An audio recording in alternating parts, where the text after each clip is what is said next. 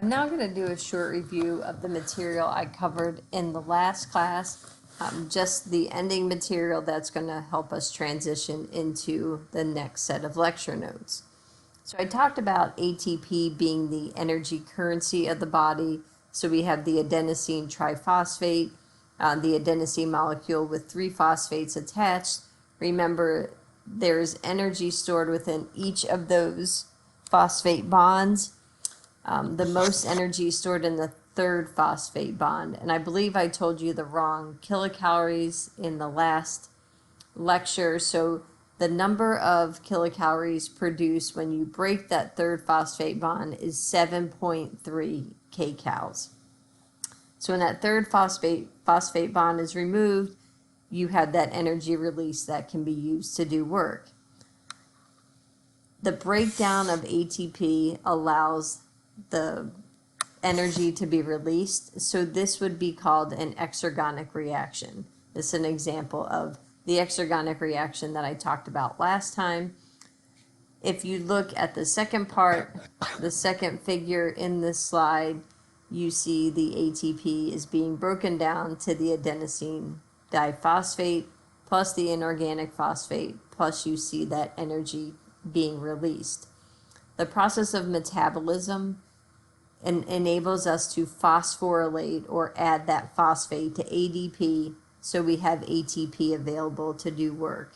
So whenever we add that 3rd phosphate to the ADP, that would be considered an endergonic reaction. And so in that situation, the energy is stored in that 3rd phosphate bond, and then once the ATP is broken down by the ATPase enzyme, then you have your exergonic reaction and energy available to do work. So the 2 types of phosphorylation, substrate level and oxidative. Remember, substrate level is when you transfer the phosphate from one substrate to another. We have talked about the PCR or immediate energy system, which is a very good example of substrate level phosphorylation. Over the next couple of lectures, I'll get into oxidative phosphorylation, and during that type of phosphorylation, we need oxygen present in order for the phosphate to be added to the ADP or that phosphorylation process to occur. So that PCR system was our immediate energy system, also known as the ATP-PC system or the immediate energy system. So within this energy system, we have it occurs very quickly. There are very few steps. So the creatine kinase enzyme breaks down the PCR to give us creatine and the phosphate. So the inorganic phosphate then is added to the ADP in order to form ATP. So that energy stored in that 3rd phosphate bond in order to make ATP. So very low yield. For every 1 PCR we break down, we get 1 ATP, so a 1-to-1 ratio. You will need to know the enzyme, so creatine kinase, that is responsible for that reaction to occur. The ATPase enzyme is going to be what breaks down that ATP in order to allow that energy to be given off when we do work. I'm going to now continue to the next set of slides where we will be talking about the glycolytic system. So I'll talk about it as both a way to contribute to anaerobic ATP production, so without oxygen present, as well as aerobic ATP production where we do have oxygen present. So now we are going to continue with the bioenergetic systems. So we're going to move on from that immediate energy system into glycolysis. So just a brief overview. We have talked about the formation of ATP. So that's when we phosphorylate an ADP to make ATP. I've talked about the ATP-PC system. We also can make ATP through the breakdown of glucose and glycogen. So those steps are called glycolysis or glycogenolysis. We can also form ATP through oxidative phosphorylation, and that would be in the aerobic metabolic system. So far we have begun with the anaerobic pathway. So that PCR system, we went from PCR to ATP, no oxygen was involved or present, and therefore not needed in order for that biochemical pathway to occur. All the anaerobic pathways use substrate level phosphorylation. So the transfer of a substrate the transfer of the phosphate from one substrate to another. So PCR system is a good example of substrate level phosphorylation. And then today we'll talk about glycolysis, how the phosphates transfer from the glucose molecule to ADP in order to make ATP. There also is an aerobic pathway, so it does require oxygen to be present, and oxidative phosphorylation is used to generate or create ATP. Today I'm just going to be talking about the anaerobic systems, so require no oxygen. We've already talked about PCR, so we'll continue on with glycolysis. So getting back to the cell, glycolysis is going to occur in the cytosol or cytoplasm of the cell. We'll see when we move into aerobic metabolism, that process will occur in different parts of the cell, and so when we get to that part, I will discuss that further. But for the purpose of glycolysis, it's going to occur in the cytoplasm or cytosol of the cell. So glycolysis is a process where you break down a glucose molecule. I will also talk about glycogenolysis, where we can break down glycogen molecules in order to generate ATP. But we're going to start with glycolysis. So there are two phases. There's an energy investment phase where we have to use ATP in order to start the process. And then there's an energy generation phase where we go through a number of biochemical steps, and during that pathway, we produce ATP. The types of activities that use this energy system as its primary producer of ATP are any activities that last from about 30 seconds to about 3 minutes.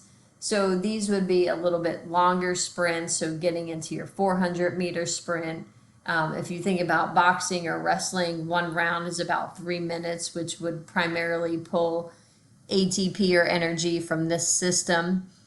So any activity where you're going to see the full duration of the activity before you get any breaks or any recovery is in that 2.5 or 30-second to 3-minute time frame. The substrates used in this process, glucose, and then the storage form of glucose, which is glycogen. Glycolysis uses substrate level phosphorylation. So you're going to have a transfer of the phosphates from some carbon on the glucose to the ADP in order to make ATP. The ATP yield for glycolysis is not very high. For every glucose molecule, we'll produce about 2 ATP. It changes a little if we use glycogen as our substrate, and we'll talk about that in a little bit. So the yield isn't much higher than the immediate energy system, that PCR system, but different steps will occur during glycolysis that will eventually allow us to produce more ATP and have that higher yield. There's also a process called gluconeogenesis where you can go through the reverse of glycolysis to help increase your glucose levels. So you can essentially reverse glycolysis and go from the products back to glucose to be either used by a certain muscle or transported from the liver into the muscle. We'll talk more about that as we move through these slides. So to start with glycogenolysis, when we break down a glycogen molecule, the process of cleaving the bonds between each glucose molecule, when that process occurs, a phosphate is added to the glucose molecule. And so you'll see we have glucose 6-phosphate. So the glycogen is broken down, phosphate is added, now we have glucose 6-phosphate. So what that means is on the glucose molecule, that phosphate is attached to the 6th carbon on the glucose molecule. For that process to occur, to go from glycogen to glucose 6-phosphate, that does not require the input of ATP. On the left of this slide, you see blood glucose converted to glucose 6-phosphate. You'll also see that ATP, we have an ATP broken down into ADP, so that phosphate is removed, energy is released, and that phosphate attaches to the glucose molecule at the 6th carbon. So in order for us to really start glycolysis, we start with that glucose 6-phosphate. If we're using blood glucose, 1 ATP is needed to start the process. If you're using glycogen, you don't need ATP to begin that process. We'll go through all the steps of glycolysis. Once you get to glucose 6-phosphate, whether you use glucose or glycogen, the rest of the process is going to be the same. So you'll see we eventually end up with pyruvate that is converted to lactate or lactic acid. So the first phase of glycolysis is called the energy investment phase. And that's because we are going to use ATP to begin this process. Anytime we use an ATP in the process, that step is irreversible unless you use another ATP to reverse the steps. So you'll see in this slide, we're starting with glucose. So the C6 means it's a 6-carbon molecule. So to move from glucose to glucose 6-phosphate, we have to use an ATP. So the ATP is broken down, phosphates added to the glucose on the 6th carbon, and the ADP just remains in the cytoplasm. The next step that occurs is the glucose 6-phosphate becomes or is transformed to fructose 6-phosphate. So essentially it's a rearrangement of the molecule through a hexokinase enzyme. And so you'll see that phosphate's still attached to the 6th carbon. We are just rearranging to go from glucose 6-phosphate to fructose 6-phosphate. The next step, when you move from the fructose 6-phosphate to the fructose 1,6-biphosphate, that step also uses an ATP. This is what we call the rate limiting step in glycolysis. The enzyme that catalyzes that reaction is called phosphofructokinase, also known as PFK. So this step drives how fast or how slow glycolysis occurs. If there is a high need for energy or ATP, it's going to occur very quickly. If there's a low need for ATP or energy, it's going to slow down that process. So during that rate limiting step, we have fructose 6-phosphate being converted or being transformed to fructose 1,6-biphosphate. And so the fructose molecule now has a phosphate on the 1st and the 6th carbon, and the biphosphate just means there's 2 phosphates attached. So during this first phase, we have those first couple of steps. We have energy being invested, ATP being used. Remember, if we're using glycogen, the glycogen will convert to glucose 6-phosphate without the use of ATP. So we do not use an ATP during that step. As we move to the second part of glycolysis, you'll see we now have 2 chains. So one on either side. The same exact thing is occurring on either side. So what's happening is that fructose 1,6-biphosphate is splitting into two 3-carbon molecules. So we have glycerol aldehyde 3-phosphate. We have two of those. You'll see that there is a phosphate on each of those molecules. We then have a oxidation of that glycerol aldehyde 3-phosphate to the 1,3-biphosphoglycerate. And so during that process, you see an inorganic phosphate on either side is being added to that molecule. So we went from one phosphate on each of the 3-carbon molecules to now 2 phosphates. So the 1,3-biphosphoglycerate. So those phosphates are on the first and the third carbon. You'll also notice during that step that NAD picks up hydrogen ions. So during that process, NAD becomes reduced and the glycerol aldehyde 3-phosphate becomes oxidized because it's losing the hydrogen ions and the NAD is gaining those hydrogen ions. Once you move from the 1,3-biphosphoglycerate to the next step, which is 3-phosphoglycerate, you'll see during that step you have 2 ATP being generated.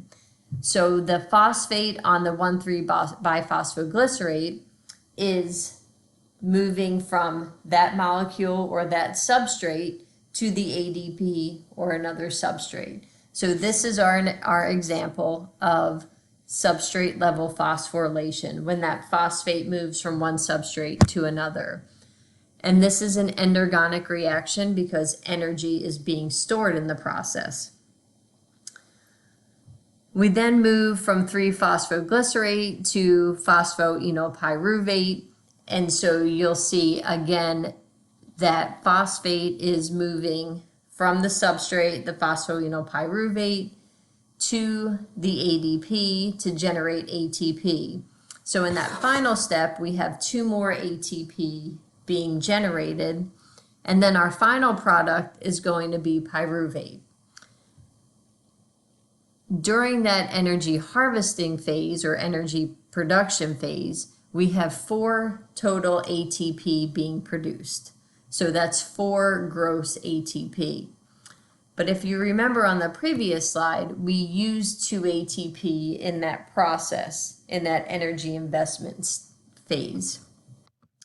So our gross ATP is 4, and then our net gain of ATP is going to be 2. Since we used 2, gained 4, that would be a net of 2. If we were using glycogen as our substrate, in that energy investment phase, we would only use 1 ATP during that phosphofructokinase step. Remember, this does not occur in the first, moving from the glycogen to the glucose 6-phosphate. We do not need to use an ATP. So we will only use 1 in that energy investment phase. So our net gain if we use glycogen is 3 ATP. I really want you to look through these steps to kind of see how the molecule is changing, the change from a 6-carbon molecule to 2 3-carbon molecules. So we start with glucose, which is a 6-carbon molecule. We end with 2 3-carbon molecules, which are the 2 pyruvates. Other important things to note, we do have the coenzyme NAD picking up hydrogen ions. That's going to be somewhat important now, and then also important for the process of aerobic metabolism. And we also have ATP being generated during this energy production phase. So if we look at this all together, so this slide shows moving from glucose all the way down to pyruvate. So for 1 glucose molecule, we're going to generate 2 pyruvate, 2 NADHs, and we are going to generate 4 gross ATP, but we use 2 at the beginning. And so we'll have a net of 2 ATP through this process. You'll notice that this process is longer than the PCR energetic pathway, so that was just one quick step. We now have multiple steps involved and not a very high yield. So even though we have more steps going on, we're only getting about 2 ATP that we can use to do work. So that NAD, and I also talked about the FAD in one of the first lectures, they're both coenzymes. And so their primary role is for ion transportation. So transporting hydrogen ions either into the mitochondria, so that would be one example, or transferring those ions from one portion of the glycolytic pathway to another portion. And so you'll see at the bottom of this slide, we have a recycling step. So during this recycling step, here's our pyruvate or pyruvic acid. You can use those terms interchangeably. You see the pyruvic acid is converted to lactic acid. And so the way that process occurs is you have your pyruvate, you have the enzyme lactate dehydrogenase, which you do need to know that enzyme. And then you have the conversion of the pyruvate to lactate. You'll notice during this step, the NAD with the hydrogen ions attached.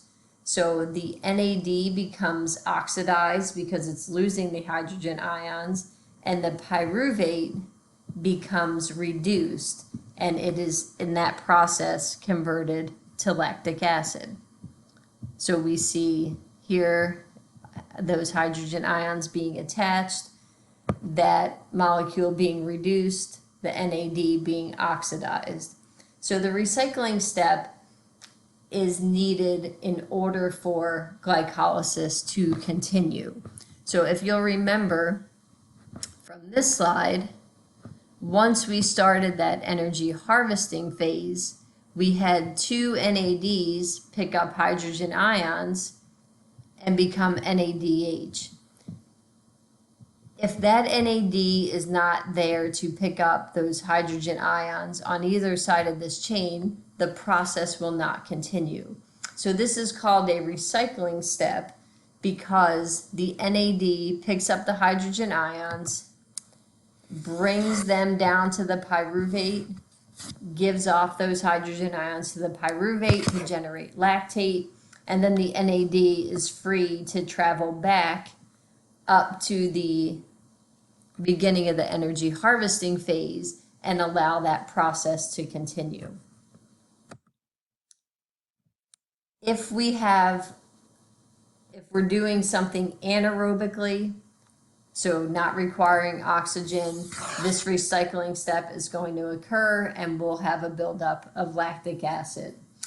If we are doing an activity that's more aerobic in nature and there's a higher amount of oxygen, that ATP will, or that NAD or whatever coenzyme we're using, will then bring those hydrogen ions into the mitochondria, so getting at that ion transport.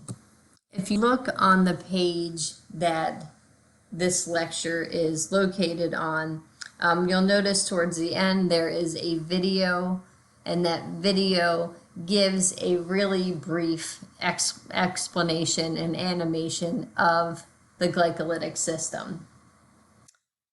This system is very important because you can produce ATP anaerobically in a relatively fast amount of time. Also, this is really the first step of aerobic metabolism. So that includes 3 different phases: the glycolysis, the Krebs cycle, and the electron transport chain, which I will get to in the next lecture. But it really does provide us with ATP very quickly, and it will also give us sufficient ATP and the necessary components in order to start the metabolic pathway. Please make sure you go through all the steps of glycolysis and you know those steps, you know the importance of the coenzymes, as well as what types of activities would generally use the system as its primary producer of ATP.